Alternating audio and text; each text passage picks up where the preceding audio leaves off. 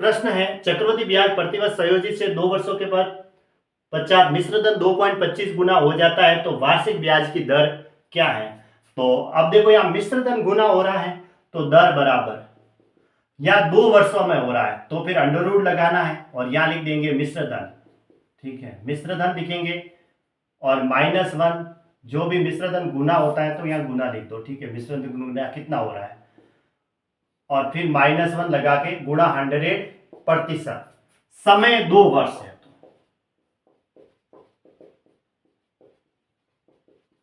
Direct करेंगे। ये मिश्रधन कितना गुना हो रहा है वो अंडरूट के अंदर, समय 2 वर्ष है इसलिए अंडरूट। अगर समय 3 वर्ष होता तो फिर घनमूल लेते।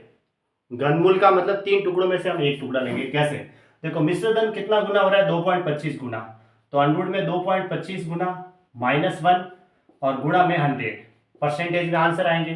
2.25 का वर्गमूल 15 का स्क्वायर 225 होता है तो यहाँ क्या होगा 1.5 होगा।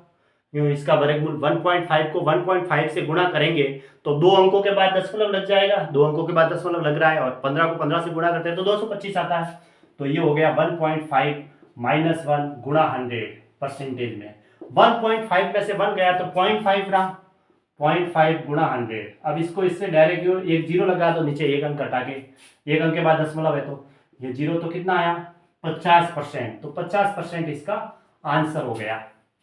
कौन सा ऑप्शन आया, ऑप्शन ए राइट है 50%, क्योंकि ये 2 वर्षों के पश्चात मिश्रधन गुना हो रहा था। अब आगे कोई राशि चक्रवृद्धि ब्याज से 3 वर्षों में अपनी 8 गुनी हो जाती है तो ब्याज की वार्षिक दर ज्ञात कीजिए। अब समय क्या है 3 वर्ष है, समय 3 वर्ष है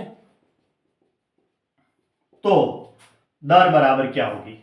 अब घनमूल लेंगे, अंडरूट के अंदर या 3 लिखा इसका मतलब घनमूल, फिर मिश्रधन कितना गुना हो रहा है वो लिखा जाएगा यहाँ मिश्रधन गुना और फिर -1 और गुणा में 100%, ऐसे परसेंटेज में दर आ जाएगी।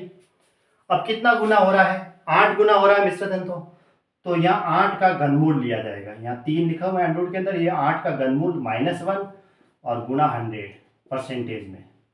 8 का घनमूल देखो 8 के गुणनखंड करते हैं तो 2 गुणा 2 गुणा 2 लिखते हैं। अब यहाँ 3 टुकड़ों में से 1 टुकड़ा, इसको कहते हैं घनमूल। 3 फैक्टर्स में से 1 ले लो तो हो गया 2 - 1 गुणा 100%। अब 2 में से 1 गया तो 1 तो 100% आ गई इधर, तो इसका आंसर हो गया 100%। ऑप्शन ए राइट है 100%।